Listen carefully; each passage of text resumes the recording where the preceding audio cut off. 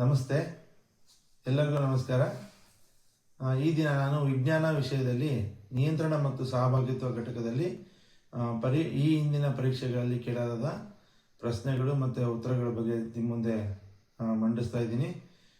ಈ ಮಂಡಳಿಯಿಂದ ಬಿಡುಗಡೆ ಮಾಡಿದ ನೀಲನಕಾಶೆ ಆಧಾರಿತವಾಗಿ ಈ ಘಟಕದಲ್ಲಿ 6 ಅಂಕಗಳನ್ನು ಕೇಳಲಾಗಿದೆ ಅಂತ ತಿಳಿಸಿದ್ದಾರೆ. ನೀಲನಕಾಶೆಯಲ್ಲಿ 1 ಅಂಕದ 1 ಪ್ರಶ್ನೆ, 2 ಅಂಕದ 1 ಪ್ರಶ್ನೆ, 3 ಅಂಕದ 1 ಪ್ರಶ್ನೆ, ಒಟ್ಟು 3 ಪ್ರಶ್ನೆಗಳು 6 ಅಂಕಗಳನ್ನು ನೀಲನಕಾಶೆಯಲ್ಲಿ ಈ ಘಟಕಕ್ಕೆ ಮೀಸಲಿರಿಸಲಾಗಿದೆ. ಈಗ ಮೊದಲಿಗೆ 1 ಅಂಕದ ಪ್ರಶ್ನೆಗಳನ್ನು ನಾನು ನಿಮ್ಮ ಮುಂದೆ ಚರ್ಚೆ ಮಾಡ್ತಾ ಹೋಗ್ತೀನಿ. ಮೊದಲಿಗೆ, ಸಸ್ಯಗಳಲ್ಲಿ ಧನ ಗುರುತ್ವಾನುವರ್ತನೆಗೆ ಒಂದು ಉದಾಹರಣೆ ಕೊಡಿ ಅಂತ. ಇದು ಮಲ್ಟಿಪಲ್ ಚಾಯ್ಸ್ ಕ್ವಶನ್. ಇದು ಸಸ್ಯಗಳಲ್ಲಿ ಧನ ಗುರುತ್ವಾನುವರ್ತನೆಗೆ ಒಂದು ಉದಾಹರಣೆ. ಇದನ್ನು ಜೂನ್ 2022ರಲ್ಲಿ ಕೇಳಲಾಗಿದೆ. ಇದಕ್ಕೆ ಸರಿಯಾದ ಉತ್ತರ ಅಂದರೆ ಮಣ್ಣಿನ ಆಳಕ್ಕೆ ಬೇರುಗಳ ಬೆಳವಣಿಗೆ ಅಂತ ಉತ್ತರ. ಸಸ್ಯಗಳಲ್ಲಿ ಧನ ಗುರುತ್ವಾನುವರ್ತನೆಗೆ ಒಂದು ಉದಾಹರಣೆ ಕೊಡಿ ಅಂತಿದೆ. ಅದರಲ್ಲಿ ಸರಿಯಾದ ಉತ್ತರ ಅಂದರೆ ಮಣ್ಣಿನ ಆಳಕ್ಕೆ ಬೇರುಗಳ ಬೆಳವಣಿಗೆ. 2ನೇ ಪ್ರಶ್ನೆಗೆ ಹೋಗೋಣ. ಸಸ್ಯಗಳ ಬೆಳವಣಿಗೆಯನ್ನು ಕುಂಠಿತಗೊಳಿಸುವ ಒಂದು ಸಸ್ಯ ಹಾರ್ಮೋನ್ ತಿಳಿಸಿ ಅಂತ ಕೇಳಿದ್ದಾರೆ. 1 ಅಂಕದ ಪ್ರಶ್ನೆ ಇದು. ಸಸ್ಯಗಳ ಬೆಳವಣಿಗೆಯನ್ನು ಕುಂಠಿತಗೊಳಿಸುವ ಒಂದು ಸಸ್ಯ ಹಾರ್ಮೋನ್ ಅನ್ನು ತಿಳಿಸಿ. ಇದನ್ನ ಜೂನ್ 2021ರಲ್ಲಿ ಕೇಳಲಾಗಿದೆ. ಇದಕ್ಕೆ ಸರಿಯಾದ ಉತ್ತರ ಅಬ್ಸಿಸಿಕ್ ಆಮ್ಲ. ಸಸ್ಯಗಳಲ್ಲಿ ಬೆಳವಣಿಗೆಯನ್ನು ಕುಂಠಿತಗೊಳಿಸುವ ಒಂದು ಸಸ್ಯ ಹಾರ್ಮೋನು ಯಾವುದಂದ್ರೆ ಅಬ್ಸಿಸಿಕ್ ಆಮ್ಲ. ನೆಕ್ಸ್ಟ್ ಮುಂದಿನ ಪ್ರಶ್ನೆಗೆ ಹೋಗೋಣ. ಮಾನವನ ದೇಹದಲ್ಲಿ ಕಾರ್ಬೋಹೈಡ್ರೇಟ್, ಪ್ರೋಟೀನ್ ಮತ್ತು ಕೊಬ್ಬಿನ ಚಯಾಪಚಯ ಕ್ರಿಯೆಯನ್ನು ನಿಯಂತ್ರಿಸುವ ಹಾರ್ಮೋನ್ ಯಾವುದು ಅಂತ ಕೇಳಿದ್ದಾರೆ. ಇದನ್ನು ಮಾರ್ಚ್ 2021ರಲ್ಲಿ ಕೇಳಿದ್ದಾರೆ. ಇದಕ್ಕೆ ಸರಿಯಾದ ಉತ್ತರ ಥೈರಾಕ್ಸಿನ್. ಮಾನವನ ದೇಹದಲ್ಲಿ ಕಾರ್ಬೋಹೈಡ್ರೇಟ್, ಪ್ರೋಟೀನ್ ಮತ್ತು ಕೊಬ್ಬಿನ ಚಯಾಪಚಯ ಕ್ರಿಯೆಯನ್ನು ನಿಯಂತ್ರಿಸುವ ಹಾರ್ಮೋನ್ ಯಾವುದಂದ್ರೆ ಥೈರಾಕ್ಸಿನ್. ನೆಕ್ಸ್ಟ್ ಮುಂದಿನ ಪ್ರಶ್ನೆಗೆ ಹೋಗೋಣ. ಇದು ಸ್ವಲ್ಪ ಅಪ್ಲಿಕಬಲ್ ಟೈಪ್ ಅಲ್ಲಿ ಕೇಳಿದ್ದಾರೆ. ಇದನ್ನ ಮಾರ್ಚ್ 2021ರಲ್ಲಿ ಕೇಳಿದ್ದಾರೆ. ಮೊಳೆಯುತ್ತಿರುವ ಬೀಜವಿರುವ ಕುಂಡವನ್ನು ಒಂದು ಕತ್ತಲೆ ಕೋಣೆಯಲ್ಲಿ ಇಡಲಾಗಿದೆ. ಉರಿಯುತ್ತಿರುವ ಮೇಣದ ಬತ್ತಿಯೊಂದನ್ನು ಅದರ ಸಮೀಪ ಕೆಲವು ದಿನಗಳವರೆಗೆ ಇರಿಸಲಾಗಿದೆ. ಮೊಳಕೆಯ ಮೇಲ್ಭಾಗವು ಉರಿಯುತ್ತಿರುವ ಮೇಣದ ಬತ್ತಿಯ ಬೆಳಕಿನ ಕಡೆಗೆ ಬಾಗುತ್ತದೆ. ಇದು ಯಾವ ಕ್ರಿಯೆಗೆ ಸಂಬಂಧಪಡುತ್ತೆ ಅಂತ ಕೇಳ್ತಾರೆ. ಅದಕ್ಕೆ ಸರಿಯಾದ ಉತ್ತರ ದ್ಯುತಿ ಅನುವರ್ತನೆ. ಇದಕ್ಕೆ ಈಗ ಮೊಳೆಯುತ್ತಿರುವ ಬೀಜದ ಕುಂಡದ ಅದು ಗಿಡವು ಮೇಣದ ಬತ್ತಿಯ ಬೆಳಕಿನ ಕಡೆಗೆ ಏಕೆ ಬಾಗುತ್ತದೆ ಅಂದರೆ ಅದಕ್ಕೆ ಸರಿಯಾದ ಉತ್ತರ ದ್ಯುತಿ ಅನುವರ್ತನೆ. ನೆಕ್ಸ್ಟ್ ಮುಂದಿನ ಪ್ರಶ್ನೆ ಅಂದರೆ ಇದರಲ್ಲಿ ಪರಾವರ್ತಿತ ಪ್ರತಿಕ್ರಿಯೆಯ ಕೇಂದ್ರ ಯಾವುದು ಅಂತ ಜೂನ್ 2021 ಕೇಳಲಾಗಿದೆ.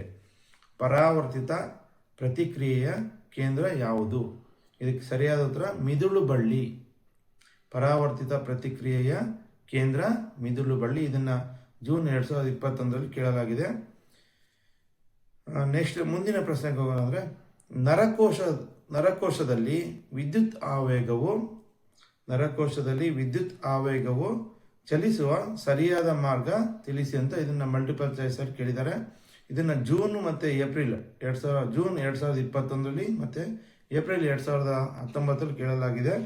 ಇದಕ್ಕೆ ಸರಿಯಾದ ಉತ್ತರ ಅಂದರೆ ಮೊದಲಿಗೆ ಡೆಂಡ್ರೈಟ್, ನಂತರ ಕೋಶಕಾಯ, ಆಕ್ಸನ್, ನಂತರ ನರತುದಿ.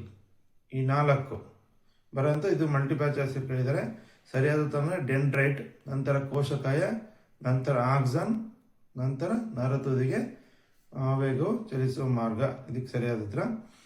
ನೆಕ್ಸ್ಟ್ ಮುಂದಿನ ಪ್ರಶ್ನೆಗೆ ಹೋಗೋಣ. 2 ನರಕೋಶಗಳ ಮಧ್ಯೆ ಇರುವ ಸ್ಥಳಾವಕಾಶಕ್ಕೆ ಏನಂತ ಕರೀತಾರೆ? 2 ನರಕೋಶಗಳ ಮಧ್ಯೆ ಇರುವ ಸ್ಥಳಾವಕಾಶಕ್ಕೆ ಏನಂತ ಕರೀತಾರೆ? ಇದನ್ನು ಮಾರ್ಚ್ 2021ರಲ್ಲಿ ಕೇಳಲಾಗಿದೆ. ಇದರ ಸರಿಯಾದ ಉತ್ತರ ಅಂದರೆ ಸಂಸರ್ಗ ಅಂತ. 2 ನರಕೋಶಗಳ ಮಧ್ಯೆ ಇರುವ ಸ್ಥಳಾವಕಾಶಕ್ಕೆ ಏನಂತ ಕರೀತಾರೆ? ಇದು ಸಂಸರ್ಗ ಅಂತ ಹೇಳ್ತಾರೆ. ಇಷ್ಟು 1 ಅಂಕದ ಪ್ರಶ್ನೆಗಳು ಮುಗಿತೀಗ. 2 ಅಂಕದ ಪ್ರಶ್ನೆಗಳಿಗೆ ಹೋಗೋಣ. ಮೊದಲಿಗೆ ಸಸ್ಯ ಹಾರ್ಮೋನ್ಗಳ ಕಾರ್ಯ ತಿಳಿಸಿ ಅಂತ ಆಕ್ಸಿನ್ ಮತ್ತು ಸೈಟೋಕೈನಿನ್ ಕೊಟ್ಟಿದ್ದಾರೆ. ಓಕೆನಾ? ಆಕ್ಸಿನ್ ಮತ್ತು ಸೈಟೋಕೈನಿನ್. ಆಕ್ಸಿನ್ ಏನು ಮಾಡುತ್ತೆ ಅಂದರೆ ಪ್ರಮುಖವಾಗಿ ಕಾಂಡಗಳಲ್ಲಿ ಮತ್ತು ಸಸ್ಯದ ಬಹುತೇಕ ಭಾಗಗಳಲ್ಲಿ ಜೀವಕೋಶಗಳು ಉದ್ದವಾಗಿ ಬೆಳೆಯಲು ಸಹಕರಿಸುತ್ತವೆ. ಆಕ್ಸಿನ್ನ ಪ್ರಮುಖ ಕಾರ್ಯ ಅಂದರೆ ಜೀವಕೋಶಗಳ ಉದ್ದವನ್ನು ಹೆಚ್ಚಿಸೋದು. ಸೈಟೋಕೈನಿನ್ ಅಂದರೆ ಕೋಶ ವಿಭಜನೆಗೆ ಸಹಕರಿಸೋದು. ಓಕೆನಾ? ಹಣ್ಣು ಮತ್ತು ಬೀಜಗಳಲ್ಲಿ ಕೋಶ ವಿಭಜನೆ ಸಹಕರಿಸುವುದು. ನೆಕ್ಸ್ಟ್ ಮುಂದಿನ ಪ್ರಶ್ನೆಗೆ ಹೋಗೋಣ. ಒಂದು ಆಧಾರದ ಸುತ್ತ ಬಳ್ಳಿ ಸಸ್ಯಗಳ ಕುಡಿಗಳ ಬೆಳವಣಿಗೆಯನ್ನು ಆಕ್ಸಿನ್ಗಳು ಹೇಗೆ ಉತ್ತೇಜಿಸುತ್ತವೆ? ಇದನ್ನು ಏಪ್ರಿಲ್ 2024 ಕೇಳಲಾಗಿದೆ. ಆಕ್ಸಿನ್ ಕಾರ್ಯ ನಮ್ಗೆ ಗೊತ್ತಿದೆ. ಮೊದಲೇ ಆಕ್ಸಿನ್ ಪ್ರಮುಖವಾಗಿ ಕಾಂಡಗಳಲ್ಲಿ ಮತ್ತು ಸಸ್ಯಗಳಲ್ಲಿ ಬಹುತೇಕ ಜೀವಕೋಶಗಳು ಉದ್ದವಾಗಿ ಬೆಳೆಯಲು ಸಹಕರಿಸುತ್ತವೆ. ಹಾಗಾಗಿ ಆ ಉತ್ತರ ಬರೆಯುವುದು. ನೆಕ್ಸ್ಟ್ ಏಪ್ರಿಲ್ 2025 ಅಡ್ರಿನಲಿನ್ ರಕ್ತದಲ್ಲಿ ಸ್ರವಿಕೆಯಾದಾಗ ನಮ್ಮ ದೇಹವು ಹೇಗೆ ಪ್ರತಿಕ್ರಿಯಿಸುತ್ತದೆ ಅಂತ ಕೇಳಿದ್ದಾರೆ ಪ್ರಶ್ನೆ. ಅಡ್ರಿನಲಿನ್ ರಕ್ತದಲ್ಲಿ ಸ್ರವಿಕೆಯಾದಾಗ ನಮ್ಮ ದೇಹವು ಹೇಗೆ ಪ್ರತಿಕ್ರಿಯಿಸುತ್ತದೆ ಅಂತ. ಇದು ಅಡ್ರಿನಲಿನ್ ತುರ್ತು ಪರಿಸ್ಥಿತಿ ಹಾರ್ಮೋನ್ ಅಂತಲೂ ಸಹ ಕರೀತಾರೆ. ಇದು ಯಾವ ಭಾಗದಲ್ಲಿ ನಮಗೆ ಗಾಯ ಆಗುತ್ತೋ ಅಥವಾ ಏನಾದರೂ ಬಿದ್ದಾಗ ಆ ಕಡೆ ಹೆಚ್ಚಿನ ರಕ್ತದ ಒತ್ತಡ ಉಂಟಾಗಿ ನಮಗೆ ನೋವು ಆಗದೆ ಥರ, ಭಯ ಆಗದೆ ಥರ ಆ ಥರ ಕಾರ್ಯನಿರ್ವಹಿಸುತ್ತೆ ಅಡ್ರಿನಲಿನ್ ಅನ್ನೋದು. ನೆಕ್ಸ್ಟ್ ಮುಂದಿನ ಪ್ರಶ್ನೆಗೆ ಹೋಗೋಣ. ಕೆಳಗಿನ ಹಾರ್ಮೋನ್ಗಳ ಕಾರ್ಯ ಏನು ಅಂತ ಮಾರ್ಚ್ 2025 ಕೇಳಿದರೆ ಅಬ್ಸೆಸಿಕ್ ಆಮ್ಲ ಮತ್ತು ಥೈರಾಕ್ಸಿನ್ ಹಿಂದೆ ನಾವು ಚರ್ಚೆ ಮಾಡಿದ್ದೀವಿ. ನೆಕ್ಸ್ಟ್ ಜುಲೈ 2025 ಕೆಳಗಿನ ಹಾರ್ಮೋನ್ಗಳ ಕಾರ್ಯವೇನು ಅಂತ ಕೇಳಿದ್ದಾರೆ. ಅಲ್ಲಿ ಇನ್ಸುಲಿನ್ ಮತ್ತು ಅಡ್ರಿನಲಿನ್ ಕೊಟ್ಟಿದ್ದಾರೆ. ಇನ್ಸುಲಿನ್ ರಕ್ತದಲ್ಲಿನ ಸಕ್ಕರೆ ಮಟ್ಟವನ್ನು ನಿಯಂತ್ರಿಸುತ್ತದೆ. ಅಡ್ರಿನಲಿನ್ ಅಂದರೆ ಅದು ತುರ್ತು ಪರಿಸ್ಥಿತಿ ಹಾರ್ಮೋನ್ ಅಂತ ಈ ಹಿಂದೆ ಚರ್ಚೆ ಮಾಡಿದ್ದೀವಿ. ಈಗ ಮುಂದಿನ ವಿಭಾಗಕ್ಕೆ ಹೋಗೋಣ. 3 ಅಂಕದ ಪ್ರಶ್ನೆಗಳನ್ನು ನಾನು ನಿಮ್ಮ ಮುಂದೆ ಇಡ್ತಾ ಹೋಗ್ತೀನಿ. ಮೊದಲನೇದು ಧನ ಗುರುತ್ವಾನುವರ್ತನೆ ಮತ್ತು ಋಣ ಗುರುತ್ವಾನುವರ್ತನೆಗಳನ್ನು ನಿರೂಪಿಸಿ ಅಂತ. ಇದನ್ನ ಜುಲೈ 2018 ಕೇಳಲಾಗಿದೆ. ಇದಕ್ಕೆ ನಾವು ಉತ್ತರನ ನೋಡ್ತಾ ಹೋದ್ರೆ ಗುರುತ್ವದ ಪ್ರಚೋದನೆಗೊಳಪಟ್ಟು ಸಸ್ಯದ ಭಾಗಗಳು ಆ ಕಡೆ ಬೆಳೆಯುವುದನ್ನು ಗುರುತ್ವಾನುವರ್ತನೆ ಎನ್ನುತ್ತಾರೆ. ಉದಾಹರಣೆ, ಕಾಂಡದ ತುದಿಯು ಗುರುತ್ವ ಬಲಕ್ಕೆ ವಿರುದ್ಧವಾಗಿ ಬೆಳೆಯುವುದನ್ನು ಋಣ ಗುರುತ್ವಾನುವರ್ತನೆ ಎಂದು, ಬೇರಿನ ತುದಿಗಳು ಗುರುತ್ವದ ಬಲದ ಕಡೆಗೆ ಬೆಳೆಯುವುದನ್ನು ಧನ ಗುರುತ್ವಾನುವರ್ತನೆ ಎಂದು ಕರೆಯುವರು.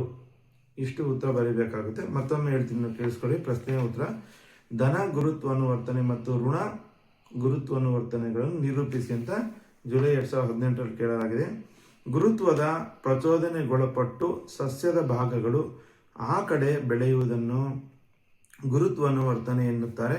ಉದಾಹರಣೆ, ಕಾಂಡದ ತುದಿಯು ಗುರುತ್ವ ಬಲಕ್ಕೆ ವಿರುದ್ಧವಾಗಿ ಬೆಳೆಯುವುದನ್ನು ಋಣ ಗುರುತ್ವಾನುವರ್ತನೆ ಎಂದು, ಬೇರಿನ ತುದಿಗಳು ಗುರುತ್ವ ಬಲದ ಕಡೆಗೆ ಬೆಳೆಯುವುದನ್ನು ಧನ ಗುರುತ್ವಾನುವರ್ತನೆ ಎಂದು ಕರೆಯುವರು. ಮುಂದಿನ ಪ್ರಶ್ನೆಗೆ ಹೋಗೋಣ. ಮಾನವನ ಮಿದುಳಿನ ರಚನೆಯನ್ನು ತೋರಿಸುವ ಚಿತ್ರವನ್ನು ಬರೆಯಿರಿ ಅಂತ. ಇದು ಸುಮಾರು ಪರೀಕ್ಷೆಗಳಲ್ಲಿ ಇದು ರಿಪೀಟ್ ಆಗಿದೆ. ಜೂನ್ ಏಪ್ರಿಲ್ 2023 24 ಕೇಳಿದ್ದಾರೆ. ಹಾಗಾಗಿ ಈ ಪ್ರಶ್ನೆ ತುಂಬ ಬಹುಮುಖ್ಯ. ಅಂದರೆ ಚಿತ್ರ ಬರೆದು ನೀವು ಚೆನ್ನಾಗಿ ಪ್ರಾಕ್ಟೀಸ್ ಮಾಡಿ, ಎಲ್ಲ ಭಾಗಗಳನ್ನು ನೀವು ಗುರುತಿಸೋಕ್ಕೆ ನಿಮಗೆ ಆಗಬೇಕು. ಆ ಥರ ಪ್ರಾಕ್ಟೀಸ್ ಮಾಡಿ. ಮುಂದಿನ ಪ್ರಶ್ನೆಗೆ ಹೋಗೋಣ. ಕೆಳಗಿನ ಸಂದರ್ಭಗಳನ್ನು ಕಲ್ಪಿಸಿಕೊಳ್ಳಿ ಅಂತ ಕೊಟ್ಟಿದ್ದಾರೆ. ಇದು ಜೂನ್ 2023 ಸಂದರ್ಭಗಳನ್ನು ಕಲ್ಪಿಸಿಕೊಳ್ಳಿ ಅಂತ ಕೊಟ್ಟಿದ್ದಾರೆ. ಇದು ಜೂನ್ 2023 ಕೇಳಲಾಗಿದೆ. ಕಾರ್ಯಕ್ರಮದ ಕೊನೆಯಲ್ಲಿ ಚಪ್ಪಾಳೆ ತಟ್ಟುವುದು. ಎರಡನೇ ಅದರಲ್ಲಿ ದೇಹದಲ್ಲಿ ಏರುಪೇರಾಗುತ್ತಿರುವ ರಕ್ತದ ಒತ್ತಡ. ಈ ಎರಡು ಸಂದರ್ಭಗಳು ಕ್ರಿಯಾತ್ಮಕವಾಗಿ ಹೇಗೆ ಭಿನ್ನವಾಗಿವೆ, ಕಾರಣ ಕೊಡಿ ಅಂತ ಕೇಳಿದ್ದಾರೆ. ಎರಡು ಈ ಸಂದರ್ಭಗಳು ಕೊಟ್ಟಿದ್ದಾರೆ. ಕಾರ್ಯಕ್ರಮದ ಕೊನೆಯಲ್ಲಿ ಚಪ್ಪಾಳೆ ತಟ್ಟುವುದು, ಎರಡನೇದು ದೇಹದಲ್ಲಿ ಏರುಪೇರಾಗುತ್ತಿರುವ ರಕ್ತದ ಒತ್ತಡ ಅಂತ ಕೊಟ್ಟಿದ್ದಾರೆ. ಇದಕ್ಕೆ ನಾವು ಉತ್ತರ ಚರ್ಚೆ ಮಾಡ್ತಾ ಹೋದ್ರೆ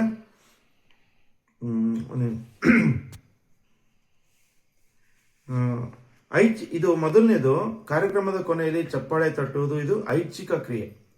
ಯಾವ ತರ ಅಂದ್ರೆ ಮುಂದೇನು ಮಾಡಬೇಕೆಂಬ ನಿರ್ಧಾರವನ್ನು ಅವಲಂಬಿಸಿದೆ. ಆಲೋಚನೆಯ ಆಧಾರದ ಮೇಲೆ ನಡೆಯುವ ಕ್ರಿಯೆ ಇದಾಗಿದೆ.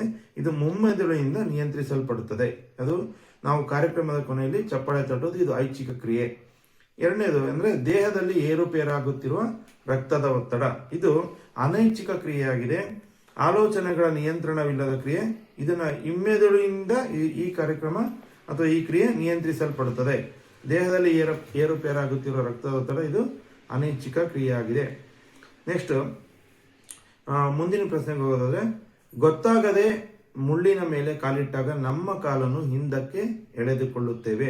ಗೊತ್ತಾಗದೆ ಮುಳ್ಳಿನ ಮೇಲೆ ಕಾಲಿಟ್ಟಾಗ ನಮ್ಮ ಕಾಲನ್ನು ಹಿಂದಕ್ಕೆ ಎಳೆದುಕೊಳ್ಳುತ್ತೇವೆ. ಇಲ್ಲಿ 2 ಪ್ರಶ್ನೆ ಕೇಳಿದರೆ, ಈ ಕ್ರಿಯೆಯಲ್ಲಿ ನಡೆಯುವ ಘಟನೆಗಳನ್ನು ಕ್ರಮಾನುಗತವಾಗಿ ನಿರೂಪಿಸಿ. ಈ ಕ್ರಿಯೆಯಲ್ಲಿ ಯಾವ ಕ್ರಿಯೆ? ಮುಳ್ಳಿನ ಮೇಲೆ ಕಾಲಿಟ್ಟಾಗ ನಮ್ಮ ಕಾಲನ್ನು ಹಿಂದಕ್ಕೆ ಎಳೆದುಕೊಳ್ಳುವುದು. ಈ ಕ್ರಿಯೆಯಲ್ಲಿ ನಡೆಯುವ ಘಟನೆಗಳನ್ನು ಕ್ರಮಾನುಗತವಾಗಿ ನಿರೂಪಿಸಿ. 2ನೇ ಪ್ರಶ್ನೆ, ಮಾನವನ ನರವ್ಯೂಹದ ಯಾವ ಭಾಗ ಈ ಕ್ರಿಯೆಯನ್ನು ನಿಯಂತ್ರಿಸಲ್ಪಡುತ್ತದೆ? ಇದನ್ನು ಜೂನ್ 2019 ಕೇಳಿದ್ದಾರೆ.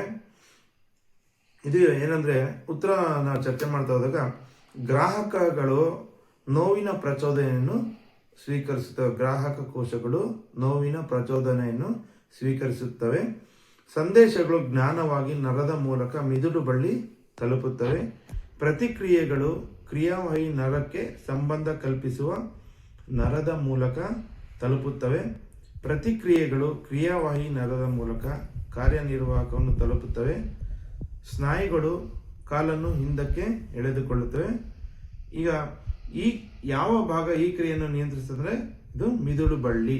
ಇದಕ್ಕೆ ಸರಿಯಾದ ಉತ್ತರ. ಇಷ್ಟು ಈ ಘಟಕದಲ್ಲಿ ಬರ್ತಕ್ಕಂತಹ ಪ್ರಶ್ನೆಗಳನ್ನು ಈ ಹಿಂದಿನ ಪರೀಕ್ಷೆಗಳಲ್ಲಿ ಕೇಳಾದ ಪ್ರಶ್ನೆಗಳು ನಿಮ್ಮ ಮುಂದೆ ಇಟ್ಟಿದ್ದೀನಿ. ಧನ್ಯವಾದಗಳು.